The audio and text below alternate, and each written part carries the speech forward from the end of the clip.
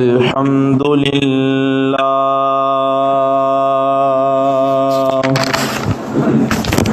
الحمد للہ رب العالمین والصلاة والسلام على سید الانبیاء والمرسلین اما بعد فاعوذ باللہ من الشیطان الرجیم بسم اللہ الرحمن الرحیم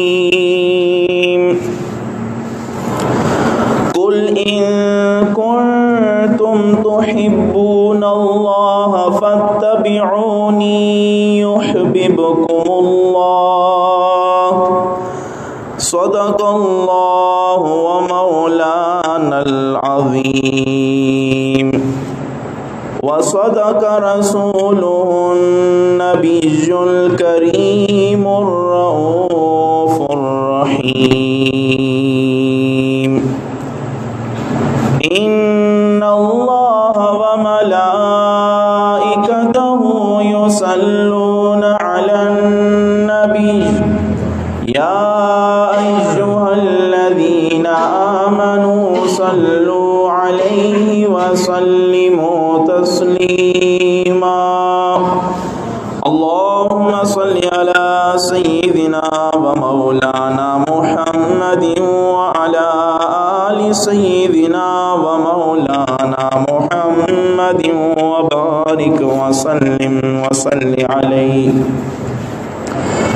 الصلاة والسلام عليك يا سيدي يا رسول الله الصلاة والسلام عليك يا سيدي يا حبيب الله کی محمد سے وفا تو نے تو ہم تیرے ہیں یہ جہاں چیز ہے کیا لوح قلم تیرے ہیں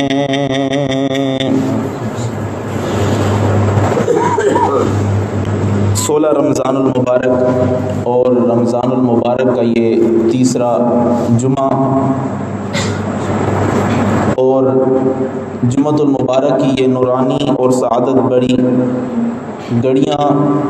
اور یہ نورانی وقت اللہ تعالیٰ نے ہمیں ایک دفعہ پھر بخشا اور اللہ تعالیٰ سے دعا ہے کہ اللہ تعالیٰ اس نورانی اور رحمت بھرے ماحول میں ہمارے دامنوں کو اپنی رحمت اور برکت سے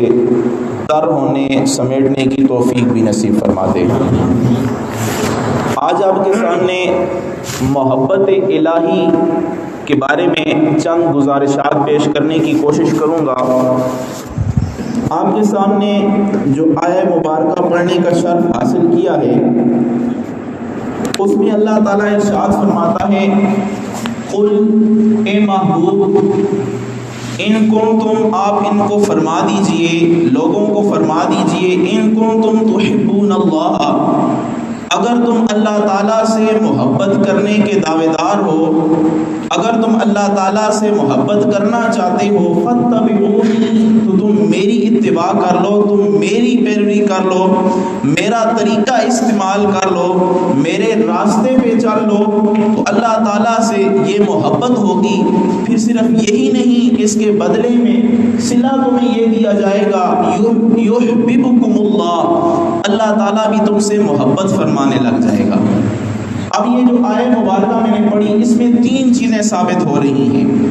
سب سے پہلے بندوں کا اللہ تعالیٰ سے محبت کرنا، دوسری چیز اللہ سے محبت کرنا کیا ہے، اللہ سے محبت کرنا کیسے ممکن ہے، وہ طریقہ بتا دیا گیا کہ آقا کی محبت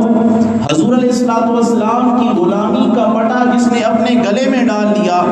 حضور علیہ السلام کی کامل اتباع جس نے کر لی اس نے اللہ تعالیٰ کی محبت کو حاصل کر لیا۔ تیسری چیز بتائی جا رہی ہے کہ ایک تو بندوں کا اللہ سے محبت کرنا، پھر اس میں کامل تر ہو جانا، اب تیسری چیز جو بتائی جا رہی ہے کہ اللہ کا اپنے بندوں سے محبت کرنا۔ اب جو آدمی یہ تینوں چیزیں چاہتا ہے کہ اللہ سے محبت کرے، کامل محبت کرے، اور اللہ تعالیٰ بھی اپنے بندے سے اس سے محبت کرے، تو اسے چاہیے کہ اس آیت کو اپنے ذہن میں رکھے، اس کے مفاہیم کو اپنے ذہن میں رکھے، اس کی تفسیر اور تشریح کو اپنے ذہن میں رکھے، اس پر عمل پیرا ہو جائے، اس دنیا میں بھی کامیاب ہوگا، کل قیامت کے دن بھی اس کا سر فخر سے اونچا رہے گا۔ اب یہاں پہ محبت کے لغوی معنی میں سب سے پہلے آپ کے سامنے بیان کر دوں۔ ویسے تو اس کے مادہ جو ہیں یہ حبن یا حبن یا حبن سے بنا ہے، جس کا مطلب یہ ہوتا ہے دانا۔ اب اگر بیج کو لے لیں، دانے کو لے لیں، وہ زمین میں جب اس کو بویا جاتا ہے، اس کے بعد اس زمین اگر زرخیز ہو، اس پہ پانی ڈالا جاتا ہے، پھر دھوپ کی کرنیں اس کو نصیب ہوتی ہیں، پھر وہ پھوٹتا ہے، پھٹتا ہے، اس میں سے کونپلیں نکلتی ہیں، پودا پروان چڑھتا ہے، پھر تناور درخت بنتا ہے، پھر اس پہ پھل پھول اگتے ہیں، پھر لوگ اس کے سائے میں آ کے بیٹھتے ہیں اور کچھ نفع بخش چیزیں اس سے کھاتے ہیں، تو پتہ چلا یہ محبت ایسی چیز ہے جو صرف اپنی ذات کو نفع نہیں دیتی، جو اپنی ذات کو نہیں بلکہ ساتھ اڑوس پڑوس کو بھی نفع دیتی ہے۔ جو اس کے جلو میں بیٹھ جاتا ہے، جو اس کے سائے میں آ کے بیٹھ جاتا ہے، جو محبت کرنے والے کے ساتھ آ کے چمٹ جاتا ہے، یہ اس کو بھی فائدہ عطا فرماتی ہے۔ پہلی چیز ہے محبت میں، اس کا ایک معنی ہے صفا اور بیاض، یعنی روشن پن اور سفیدی۔ جس آدمی کو محبت نصیب ہو جاتی ہے، سب سے پہلے اس کا من صاف ہو جاتا ہے، اس کا دل ستھرا ہو جاتا ہے، اس کا ظاہر و باطن بالکل پاک و صاف ہو جاتا ہے، غیر کی محبت اس کے دل سے نکل جاتی ہے، اللہ اور اس کے رسول کی محبت اس کے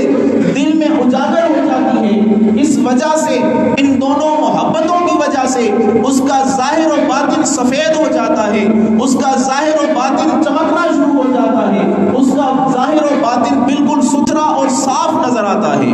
دوسرا معنی ہے علو اور ظہور۔ علو کا مطلب ہوتا ہے بلندی، ظہور کا مطلب ہوتا ہے ظاہر ہو جانا۔ بلندی کا مطلب یہ ہے، اب جس کو محبت ہو جاتی ہے کسی سے، وہ اپنے آپ کو اس کے سامنے نیچا کر کے دکھاتا ہے۔ اب یہ جو اپنے آپ کی وہ پسپائی دکھاتا ہے، اپنے آپ کے اندر عاجزی پیدا کرتا ہے، وہ محبوب کے سامنے جتنا جھکتا جاتا ہے، محبوب کی نگاہ میں وہ اتنا ہی بلند ہوتا رہتا ہے۔ اسی طرح اللہ سے محبت کرنے والا حقیقت میں تو وہ پستی کی طرف جا رہا ہے، اس کی پسپائی ہے، لیکن اللہ کی محبت میں وہ بڑھوتری کی طرف جا رہا ہے، اللہ کی محبت میں وہ بلندی کی طرف جا رہا ہے۔ اور ظہور کا مطلب یہ ہے، محبت ایسی چیز ہے جس کو لگ جاتی ہے، اب وہ بندہ اگر اس محبت کو چھپانا شروع ہو جائے، چھپا نہیں سکتا۔ محبت ایسی بیماری ہے یا محبت ایسا مرض ہے، اس کو جتنا مرضی چھپاتے رہیں گے چھپتا نہیں، خود ظاہر ہو کے رہتا ہے۔ اب تیسری چیز لزوم اور ثبات، جو تیسرا معنی ہے، یعنی مضبوط ہونا اور ثابت قدم کر دینا۔ اب جس کے اندر محبت آ جاتی ہے، وہ اس بندے کو مضبوط کر دیتی ہے۔ دنیا کے ڈر سے اسے کوئی ڈر نہیں ہوتا، صرف ڈر ہوتا ہے تو اپنے محبوب کا ڈر ہوتا ہے، اور اس کے اندر ایک مضبوطی آ جاتی ہے، اس کے اندر ثابت قدمی آ جاتی ہے، اور ثابت قدمی بھی اس حد تک پہنچ جاتی ہے کہ محبوب کے لیے جان، تن من دھن ہر چیز لوٹانے کے لیے تیار ہو جاتا ہے۔ اور یہ بات یاد رکھیں کہ جان دینے کا عمل محبت کے بغیر نہیں ہو سکتا۔ جس میں محبت پائی جائے گی وہی اپنا تن من دھن پیش کر سکتا ہے، جس میں محبت نہیں پائی جا سکتی یا جس میں محبت نہیں پائی جاتی، وہ کسی کے لیے بھی اپنا تن من دھن جو ہے وہ پیش نہیں کر سکتا۔ اب چوتھی چیز حبۃ القلب، دل کی زمین پہ اس دانے کو بو دینا، اس دانے کو بو دینا۔ اب اس محبت کے بیج کو جو دل کی سرزمین پہ بو دیتا ہے، یہ پروان چڑھتا ہے، پھر اس سے پھل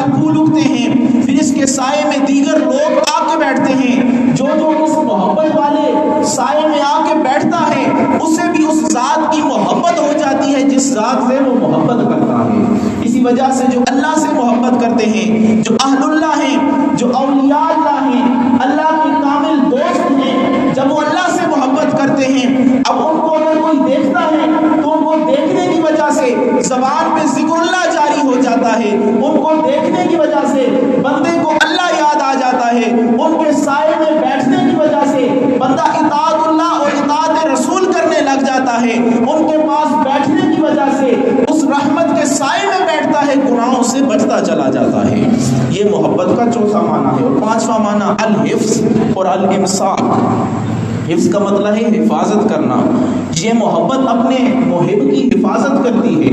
حفاظت یوں کرتی ہے کہ اس کے اندر جو بزدلی ہوتی ہے اس کو ختم کر دیتی ہے، سارے زمانے کا ڈر اس کے دل سے نکل جاتا ہے، صرف محبوب کا خوف اس کے دل میں بیٹھ جاتا ہے۔ اور دوسری طرف اگر دیکھا جائے،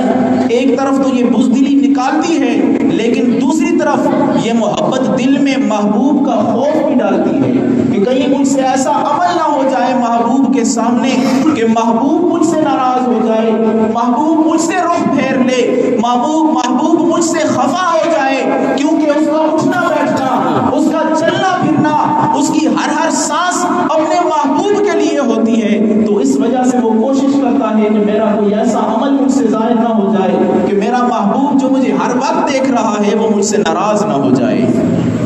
امساک کا مطلب ہے روکنا۔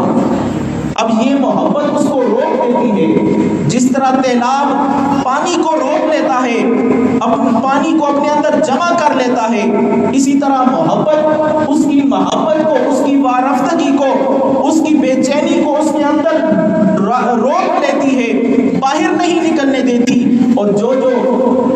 اس پیاس کے متلاشی ہوتے ہیں، جن کو یہ محبت کی پیاس لگی ہوتی ہے، پھر اس اہل محبت کے پاس آتے ہیں، اہل اللہ کے پاس آ کے بیٹھتے ہیں اور اپنا تن جو ان کا پیاسا ہوتا ہے اس سے سیراب کرتے رہتے ہیں۔ یہ 4-5 معنی تھے۔ اب پہلی چیز جو میں نے بیان کی تھی کہ 3 چیزیں ہیں، ایک بندے کا اللہ سے محبت کرنا، دوسری چیز کہ اللہ کی محبت کیا ہے، کیسے کی جائے، بتایا تھا کہ فاتبعونی، حبیب کی پیروی کی جائے، اللہ کی محبوب کی پیروی کی جائے تو اس کی کامل محبت بندے کو نصیب ہو جاتی ہے۔ اور پھر تیسری چیز اللہ تعالیٰ کا بندوں سے محبت کرنا۔ اب اگر پہلی چیز دیکھی جائے بندوں کا اللہ تعالیٰ سے محبت کرنا، اس کو اگر میں ایک حکایت سے سمجھانا چاہوں تو میں کوشش کرتا ہوں کہ آپ کو سمجھاؤں۔ آج کے دور میں اگر لیلا اور مجنو ہوتے، مجنو زندہ ہوتا، ہمیں اس کی صحبت نصیب ہوتی تو ہم بھی محبت کے کچھ یا محبت کے چند اس سے اسباق سیکھ لیتے۔ اب لیلا کو جب معلوم ہوا کہ رمضان آ گیا ہے، اس کے گھر کے نزدیک جو مسجد تھی وہاں پہ لوگ اعتکاف بیٹھنا شروع ہوئے۔ ایک شخص آیا، اعتکاف بیٹھا اور اس نے کہا کہ میں مجنو ہوں۔ لیلا کو بتا دیا گیا کہ اس قریب مسجد میں اب جو شخص اعتکاف بیٹھا ہے وہ مجنو ہے۔ اس نے اپنے ہاتھوں سے چوری بنائی، اس کو بھیج دی۔ جب لوگوں کو پتا چلا، دوسرا دن ہوا، ایک اور اعتکاف بیٹھنے کے لیے آیا، اس نے کہا میں بھی مجنو ہوں۔ کرتے کرتے 6 مجنو اس مسجد میں آ گئے، سب کو وہ چوری پیش کرتی، سب کو وہ کھانا پیش کرتی۔ ایک 7ویں دن 7واں مجنو بھی آ گیا۔ اب یوں ہوا، چند دن بعد وہ لیلا بیمار پڑ گئی۔ اب بیمار پڑی، اسے خون کی ضرورت پڑ گئی۔ اب حکم ہوا کہ مجنو کو کہو کہ اپنا خون پیش کرے۔ اب جب مسجد میں وہ آئے اور کہا کہ جو مجنو ہیں وہ اپنا خون پیش کرے، تو جو 6 نقلی مجنو بنے ہوئے تھے، 2 نمبر بنے ہوئے تھے، انہوں نے کہا ہمارا خون تو اس سے نہیں ملتا، ہمارا خون تو اس کے ساتھ نہیں ملتا، ہمارا نمبر اور ہے، ہمارا بی ہے، سی ہے، اس کا اور ہے۔ پتا چلا یہ جو 2 نمبری کرنے والے ہوتے ہیں صرف اپنا فائدہ چاہتے ہیں، محبوب کا فائدہ نہیں چاہتے۔ لیکن جو اصلی مجنو تھا وہ اٹھا اور جا کے لیلا کے پاس گیا اور طبیب سے کہا جب تک لیلا درست نہ ہو جائے، جب تک صحت مند نہ ہو جائے، میرے جسم کا ہر قطرہ نچوڑ لو، میرے خون کا ہر قطرہ نکال لو، جب تک میری یہ محبوبہ جو ہے وہ ٹھیک نہ ہو جائے۔ تو پتا چلا کہ اللہ تعالیٰ کی محبت، جب اللہ تعالیٰ ہمیں نعمتیں دیتا رہتا ہے تو ہم کہتے ہیں ہم بھی مجنون ہیں، اللہ تعالیٰ کے دیوانے ہیں، اس سے محبت کرنے والے ہیں۔ لیکن اللہ تعالیٰ جب کسی چیز کا ہم سے مطالبہ کرتا ہے کہ آؤ نماز پڑھو، آؤ زکوٰۃ دو، میرے راہ میں جہاد کرو، پھر ہم نقلی مجنون بن کے پیچھے بیٹھ جاتے ہیں۔ اذانیں تو ہوتی ہیں مسجد میں حاضر نہیں ہوتے، تراویح تو ہوتی ہے نماز میں حاضر نہیں ہوتے، زکوٰۃ کا وقت تو آتا ہے لیکن صدقات و خیرات ہم نہیں کرتے، فطرانے کا موقع تو ملتا ہے لیکن ہم فطرانہ نہیں دیتے، اور لیکن جو اصلی مجنون ہوتے ہیں وہ کہتے ہیں کہ ہماری پائی پائی اللہ نے ہمیں دی ہے، ہم اسی کے لیے لٹا دیں گے۔ پھر کیا ہوا؟ پھر جب لیلا ٹھیک ہوئی، اس نے اس خوشی میں لوگوں میں جو ہے وہ خیرات بانٹنا شروع کر دی۔ اب وہاں پہ سب کو خیرات بانٹ رہی ہے۔ اب وہ جو مجنون تھا وہ بھی اس لائن میں اپنا کاسا لیے، اپنا پیالہ لیے کھڑا ہو گیا۔ جب اس لیلا نے دیکھا کہ میرا مجنون بھی یہاں پہ آ گیا ہے، اس نے اس کا پیالہ اٹھایا، پھینکا اور توڑ دیا۔ اب یہ مجنون جب یہ اس نے معاملہ دیکھا، بجائے افسوس کے، بجائے حسرت کے، وہاں جھومنے لگا، رقص کرنے لگا۔ باقی لوگوں نے پوچھا تیری محبوبہ نے، تیری محبوب نے تیرے کاسا کو توڑ دیا ہے، تو یہاں پہ کیا کر رہا ہے؟ تو رقص کر رہا ہے، ہونا تو یوں چاہیے تھا کہ تجھے شرم سے مر جانا چاہیے تھا۔ اس نے کہا کہ محبوب کی جو محب ہوتا ہے وہ محبوب کے الٹے پہلو میں بھی اس کے اگر کوئی اس کے اوپر مشکل آ جائے اس پہلو میں بھی وہ آسانی تلاش کرتا ہے، اس میں بھی وہ محبت کا راز ڈھونڈتا ہے۔ تم نہیں سمجھتے یہ سب کو یہ خیرات دیتی رہی، لیکن میرا کاسا جب اس کے پاس آیا اس نے سب سے مجھے جدا سمجھا تو میرا کاسا توڑا، سب سے الگ سمجھا تو میرا کاسا توڑا۔ ارے ساری زندگی اللہ ہمیں نعمتیں دیتا رہا، ایک دن ایسا آ گیا ہمیں نعمت نہ ملی یا ہم پہ کوئی بیماری آ گئی تو ہمیں ناشکری نہیں بلکہ اس کے شکر ادا کرنا چاہیے کہ ہمیں سب سے جدا سمجھا تو ہمیں بیمار کیا، ہمیں سب سے جدا سمجھا تو ہمیں اس مصیبت میں گرفتار کیا کہ شاید اس گرفتاری کی وجہ سے ہمارے گناہ بخشے جا رہے ہوں، اس بیماری کی وجہ سے، اس مصیبت کی وجہ سے ہمارے جتنے گزشتہ گناہ ہیں اللہ وہ سارے بخش رہا ہو۔ تو یہ سوچنا چاہیے، یہ تو عارضی محبت تھی، لیکن حقیقی جو محبت ہوتی ہے بندہ کی اللہ تعالیٰ سے، آئے وہ قرآن سے دیکھتے ہیں کہ قرآن کریم سے محبت کا مفہوم کیا ہے۔ اللہ تعالیٰ کی لاریب کتاب کو اٹھا کر دیکھیں، اس میں محبت کے جو چیپٹر ہیں، اس میں محبت کے جو اسفاق ہیں، اس میں محبت کی جو لائنیں ہیں وہ اگر پڑھیں، بندے کا دل اللہ تعالیٰ کی محبت میں وارفتگی میں مزید مائل ہوتا جاتا ہے۔ اللہ تعالیٰ فرماتا ہے قیامت کا دن ہوگا، لوگوں کو 3 گروہوں میں تقسیم کر دیا جائے گا۔ سورہ واقعہ میں اللہ فرماتا ہے وَكُنْتُمْ أَزْوَاجًا ثَلَاثًا، اور تم 3 گروہوں میں بانٹ دیے جاؤ گے۔ پہلا گروہ فَأَصْحَابُ الْمَيْمَنَةِ مَا أَصْحَابُ الْمَيْمَنَةِ، ایک دائیں ہاتھ والے ہوں گے، اور دائیں ہاتھ والے وہ ہوں گے کہ جنہیں جنت میں بھیجا جائے گا۔ وَأَصْحَابُ الْمَشْأَمَةِ مَا أَصْحَابُ الْمَشْأَمَةِ، بائیں ہاتھ والے، اور بائیں ہاتھ والے وہ ہوں گے جنہیں جہنم میں ڈالا جائے گا۔ میمنہ سے مراد جن کو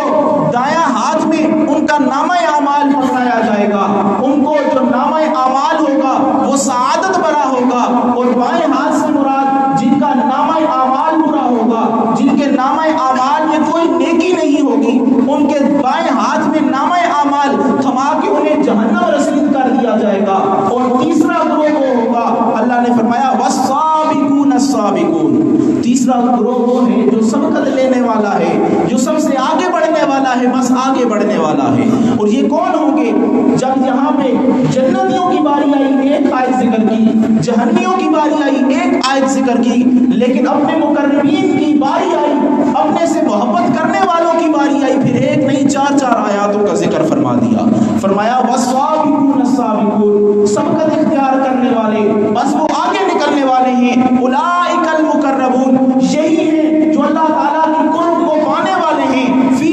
جنات النعیم، طرح طرح کی نعمتوں میں ہوں گے، گنے باغات میں ہوں گے۔ پھر فرمایا ثلۃ من الاولین، وہ جو پہلے گزر گئے ہیں ان میں وہ کثرت سے پائے جاتے تھے۔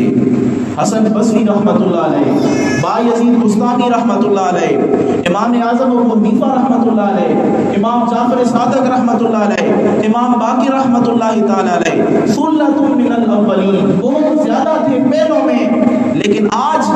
وہ محبوبوں کے، وہ محبوب لوگ، وہ اللہ سے محبت کرنے والے بہت کم رہ گئے ہیں۔ یہ میں نہیں بلکہ قرآن کہتا ہے وَقَلِيلٌ مِّنَ الْآخِرِينَ، اور آخرین میں سے بہت چند ہیں۔ اب وہ چند میں کون تلاش کرے اس زمانے میں کہ وہ چند کون سے ہیں جو اللہ سے ٹوٹ کے محبت کرنے والے ہیں، جو اللہ تعالیٰ کے لیے ہر چیز کو وقف کرنے والے ہیں، اپنی جان کے نذرانے بھی اس خالق حقیقی کے لیے پیش کرنے والے ہیں۔ وہ کون ہیں؟ وہ اللہ تعالیٰ کی اطاعت کرنے والے ہیں، وہ اللہ تعالیٰ کی ہر بات کے آگے سر تسلیم خم کرنے والے ہیں۔ پھر ایک اور کتاب اللہ تعالیٰ نے کتاب کی ایک اور جگہ سورہ فاطر میں ارشاد فرمایا ثم اورثنا الکتاب الذین اصطفینا من عبادنا، اور مسلمانوں میں سے کچھ لوگ ایسے ہیں کہ جن کے لیے ہم نے اس کتاب کو چن لیا، اپنے بندوں میں سے جن کو ہم نے چن لیا۔ اب مسلمان جتنے بھی ہیں، جو بھی کلمہ گو ہیں، اس کا مطلب ہے ساری دنیا میں سارے لوگوں میں سے اللہ نے جن کو چن لیا ہے وہ اہل ایمان ہیں۔ آپ جو جتنے یہاں پہ بیٹھے ہیں، چننے کا مطلب یہ ہوتا ہے اللہ نے ان کو پسند کر لیا ہے۔ مثال کے طور پر میں نے ہاتھ میں بہت سارے یہاں پہ کنکر رکھے، اب ان میں دیکھا جو مجھے پسند آیا وہ اٹھا لیا۔ استفینا کا مطلب یہ ہے ساری دنیا بکھری پڑی تھی، اللہ تعالیٰ کو جو جو پسند آتا گیا اس کو اللہ تعالیٰ اٹھاتا گیا، اسے کلمے کی دولت نوازتا گیا۔ یہ اہل ایمان ہیں کہ جنہیں اللہ تعالیٰ نے چن لیا ہے اپنی کتاب کے لیے، اس کے اوپر عمل کرنے کے لیے، اس کتاب کو پڑھنے کے لیے، پڑھانے کے لیے، اپنے بچوں کو یاد کروانے کے لیے۔ پھر صرف یہی نہیں، پھر آگے فرمایا فَمِنْهُمْ ظَالِمٌ لِنَفْسِهِ، اس کتاب کو تھامنے والوں میں سے تین گروہ ہیں۔ پہلا گروہ وہ ہوگا فَمِنْهُمْ ظَالِمٌ لِنَفْسِهِ، ایک گروہ وہ ہے جو اپنی جانوں پہ ظلم کرنے والا ہے، جو کبیرہ گناہ کر کے اپنی جانوں پہ ظلم کرتے ہیں، اللہ کی نافرمانی کر کے اپنی جانوں پہ ظلم کرنے والے ہیں، اس کے حبیب کی اطاعت نہ کر کے اپنی جانوں پہ ظلم کرنے والے ہیں۔ پھر دوسرا گروہ فرمایا وَمِنْهُمْ مُقْتَصِدٌ، اور دوسرا گروہ جو درمیانی درجے کا ہے، جن اللہ کا بھی حکم مانا، نیکیاں بھی کرتے رہے، اطاعت گزار رہے، اطاعت شعار رہے، اپنے حبیب کی ہر سنت کو ادا کرتے رہے۔ اب جب تیسرا گروہ آیا کہ جو حبیب کی اطاعت بھی کرتا تھا، اللہ کی اطاعت بھی کرتا تھا، لیکن اللہ اور اس کے رسول کی اطاعت میں ان درمیان والوں سے ایک درجہ اوپر تھا، اللہ نے فرمایا وَمِنْهُمْ سَابِقٌ بِالْخَيْرَاتِ بِإِذْنِ اللَّهِ، اور تیسرا گروہ وہ ہے جو خیرات کے ذریعے اللہ تعالیٰ کی اجازت سے، اللہ تعالیٰ کے حکم سے سب سے سبقت لے جانے والا ہے۔ اور یہ وہی گروہ ہے کہ جو دوسرے سورہ واقعہ میں آتا ہے وَالسَّابِقُونَ السَّابِقُونَ، جو سب سے سبقت لے جاتے ہیں، جو سبقت لے جانے والے ہیں۔ پھر فرمایا ذَلِكَ هُوَ الْفَضْلُ الْكَبِيرُ، یہ اللہ تعالیٰ کا بڑا فضل ہے۔ اب یہ ایک چیز تو میں نے آپ سے بیان کر دی کہ بندوں کا اللہ سے محبت کرنا۔ اب یہ کہ بندے اللہ سے محبت کریں، سوال یہ پیدا ہوتا ہے کیسے محبت کریں؟ آگے آیت میں اللہ فرماتا ہے قُلْ إِن كُنتُمْ تُحِبُّونَ اللَّهَ، اے میرے محبوب آپ میرے بندوں سے کہہ دیں اگر مجھ سے محبت کرنا چاہتے ہو، میری محبت کے راستے پہ آنا چاہتے ہو، ایک ہی راستہ ہے فَاتَّبِعُونِی، میری اتباع کر لو، حضور علیہ الصلوۃ والسلام کی کامل اتباع کر لو، حضور علیہ الصلوۃ والسلام کی سنتوں کو سجا لو، اٹھنا بیٹھنا حضور علیہ الصلوۃ والسلام کی طرح کر لو، نماز پڑھنا، سونا جاگنا، کھانا پینا، ہر کام کرنا اللہ کے پیارے حبیب کی طرح کر لو، تو فَاتَّبِعُونِی یُحْبِبْکُمُ اللَّہ، تو اللہ تعالیٰ بھی تمہیں اپنا محبوب بنا لے گا۔ اب جنہوں نے حضور علیہ الصلوۃ والسلام کی اطاعت کی، کیسے اطاعت کی، آئیں ان کا منظر بھی دیکھتے ہیں، اور ایمان کامل کیسے ہوتا ہے۔ اللہ کے حبیب نے فرمایا لا یؤمن احدکم حتی اکون احب الیہ من والدہ وولدہ والناس اجمعین، تم میں سے کوئی بھی بندہ کامل ایمان والا نہیں ہو سکتا جب تک میری محبت اسے اپنی ذات سے، اپنے والدین سے، اپنی اولاد سے، اور پوری دنیا میں جتنے لوگ ہیں ہر شخص سے بڑھ کر میری محبت اسے اول نمبر پر نہ ہو، وہ کامل مومن نہیں ہو سکتا۔ آئیں صحابہ کی مثالیں دیکھتے ہیں۔ سیدنا فاروق اعظم، صحابہ فرماتے ہیں حضور علیہ الصلوۃ والسلام نے سیدنا فاروق اعظم کا ہاتھ یوں تھامے ہوئے تھا، چل رہے تھے، حضور علیہ الصلوۃ والسلام نے یہ حدیث پاک سیدنا فاروق اعظم کو سنائی۔ فاروق اعظم رضی اللہ تعالیٰ نے عرض کی لَأَنْتَ أَحَبُّ إِلَيَّ مِنْ كُلِّ شَيْءٍ إِلَّا مِنْ نَفْسِي، اے اللہ کے حبیب آپ مجھے دنیا کی ہر چیز سے محبوب ہیں لیکن اپنی جان سے زیادہ عزیز نہیں ہیں۔ حضور علیہ الصلوۃ والسلام نے فرمایا لا والذی بیدی، مجھے اس ذات کی قسم قسم کہ جس کے قبضہ قدرت میں میری جان ہے، تم اس وقت تک کامل ایمان والے نہیں ہو سکتے جب اپنی ذات سے بھی بڑھ کر، اپنی جان سے بھی بڑھ کر مجھ سے محبت کرنا شروع ہو جاؤ۔ جب یہ لا کا لفظ سیدنا صدیق اکبر فاروق اعظم نے سنا کہ حضور علیہ السلام نے فرمایا لا تم کامل ایمان والے نہیں ہو سکتے، کہنے لگے حضور علیہ السلام کو الان واللہ انت احب الی من نفسی، اے محبوب اب مجھے صرف دنیا کی ہر چیز سے نہیں، اپنی جان مال بلکہ اپنی ہر چیز سے بڑھ کر آپ مجھے محبوب ہیں۔ اور ایک اور صحابی حضرت سیدنا زید بن دسنہ رضی اللہ تعالیٰ عنہ دشمنوں کے گھیرے میں ہیں، دشمنوں نے ان کو ذبح کرنے کا سوچ لیا ہے، اب ذبح کرتے ہوئے چھری ان کے گلے پہ رکھی ہوئی ہے اور پوچھ رہے ہیں واللہ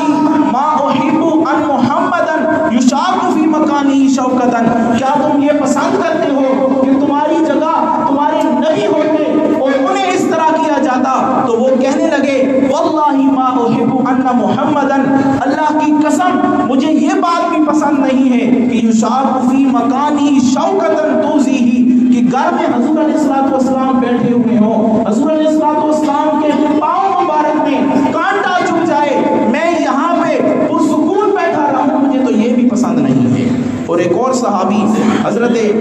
خبیب بن عدی انصاری رضی اللہ تعالیٰ عنہ سولی پہ لٹکے ہوئے ہیں، مشرکوں نے کہا کیا تم اس بات کو پسند کرتے ہو کہ تم اپنے بیوی بچوں کے درمیان میں ہوتے، پرسکون زندگی گزار رہے ہوتے اور تمہارے نبی ہمارے ہاتھوں میں ہوتے؟ انہوں نے کہا کہ مجھے یہ بات بھی پسند نہیں ہے کہ حضور علیہ السلام کے پاؤں میں کانٹا چبھے۔ اور ایک اور صحابی جو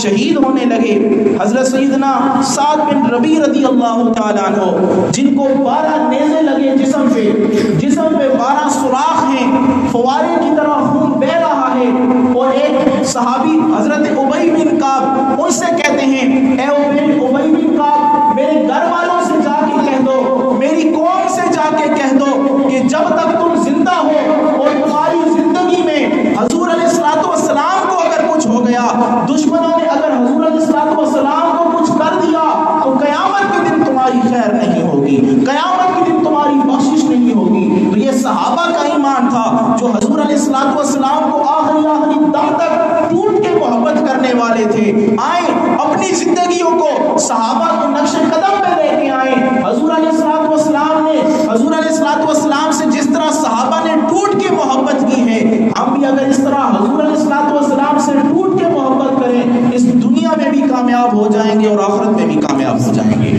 اور پھر تیسری چیز جو آخری چیز ہے کہ اللہ اپنے بندوں سے محبت کرتا ہے تو وہ کیسے کرتا ہے؟ جب اللہ تعالیٰ اپنے بندوں سے محبت کرتا ہے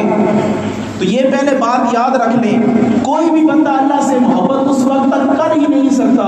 جب تک اللہ تعالیٰ اس کے دل میں اپنی محبت نہ ڈال دے۔ اب اللہ محبت کب ڈالتا ہے؟ جب آدمی پکی توبہ کرتا ہے، پکا کلمہ پڑھتا ہے،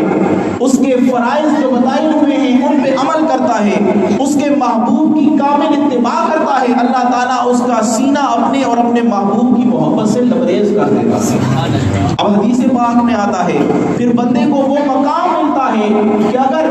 اللہ تعالیٰ کے محبوب کو کوئی برا بلا کہے، اس بندے کو جس کے سینے میں اللہ اور اس کے رسول کی محبت ہو، اس کو اگر کوئی برا بلا کہے، اللہ تعالیٰ کہتا ہے من عاد لی ولیا فقد آذنتہ بالحرب، تم نے میرے اس بندے کو برا کہا ہے، اس بندے سے جنگ کا اعلان کیا ہے کہ جس کے سینے میں میری اور میرے مصطفیٰ کی محبت ہے، تو اے سن لو آذنت بالحرب، میں خدا ہوں، میں تم سے جنگ کا اعلان کرتا ہوں۔ پھر صرف یہی نہیں، پھر بندہ جب سب سے پہلے فرائض پہ عمل کرتا ہے اور ساری چیزوں سے بڑھ کر اللہ تعالیٰ کو اپنے فرائض محبوب ہیں،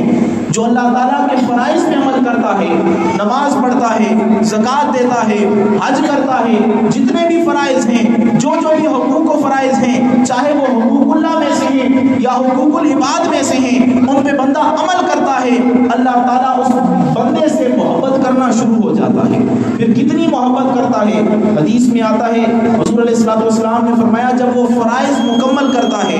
فرائض پڑھنے کے ساتھ ساتھ نوافل کی طرف بھی متوجہ ہوتا ہے، وما یزال عبدی یتقرب الی بالنوافل، نوافل کے ذریعے وہ اللہ تعالیٰ کا تقرب حاصل کرتا ہے، اللہ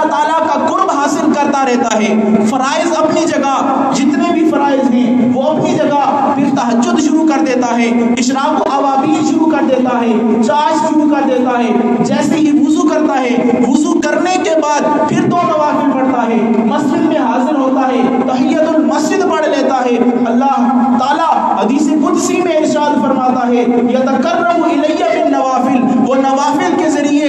میرا قرب حاصل کرتا رہتا ہے، حتی احبہ، یہاں تک کہ میں اس سے محبت کرنا شروع ہو جاتا ہوں، اور جب میں اس سے محبت کرتا ہوں پھر حضرت جبریل کو حکم دیتا ہوں جاؤ آسمانوں میں ندا کر دو، جاؤ زمین میں اعلان کر دو، زمین و آسمان میں جتنی مخلوق ہے اس کو یہ میرا پیغام کہہ دو، عبد القادر مجھ سے محبت کرتا ہے، حسن بصری مجھ سے محبت کرتا ہے، پیر کرم شاہ مجھ سے محبت کرتا ہے، اے جہان والے تم بھی ان کی محبت کرنا شروع کر دو، تم بھی ان سے محبت کرنا شروع کر دو۔ تو یہ جو اولیاء سے لوگ محبت کرتے ہیں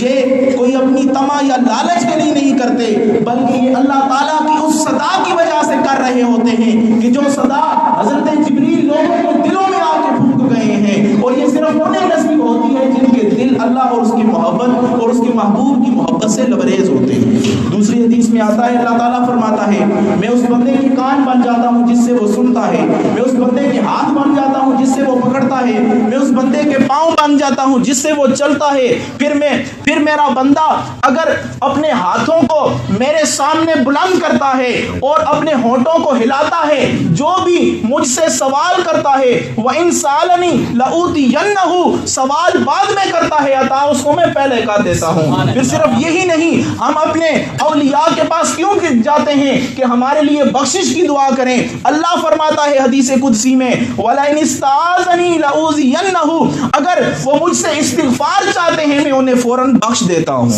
تو یہ اللہ تعالیٰ کی محبوب کی محبت، اللہ تعالیٰ کے محبوب کے بندوں کی محبت اگر ہمارے سینوں میں آ جائے، ان نیک بندوں سے محبت کرنا شروع ہو جائے، یا یہ صفات ہم اپنے اندر اپنا لیں، پھر ہم بھی دعا کریں گے اللہ تعالیٰ قبول فرمائے گا۔ تو ہمیں بھی چاہیے ہم بھی حضور علیہ الصلوۃ والسلام کے ان فرامین کو سامنے رکھ کے، اللہ تعالیٰ کے اس قرآن کریم کو سامنے رکھ کے اللہ کی خالص محبت اپنے دلوں میں اجاگر کریں، حضور علیہ الصلوۃ والسلام کی کامل پیروی کریں، تو ہمیں دنیا میں بھی کامیابی نصیب ہوگی اور کل قیامت کے دن بھی کامیابی نصیب ہوگی۔ اگلا جمعہ انشاءاللہ عز و جل حضرت سیدنا علی المرتضیٰ کرم اللہ تعالی وجہ الکریم کی شان بیان کی جائے گی، تو آپ تمام احباب وقت پر تشریف لائیں۔ اللہ سے دعا ہے اللہ تعالی ہمارا یہ بیان کرنا اپنی بارگاہ میں قبول فرمائے، اور جو کچھ پیش کیا اللہ تعالی ہم سب کو اس پر عمل کرنے کی توفیق عطا فرمائے، آمین سنت عطا فرمائے۔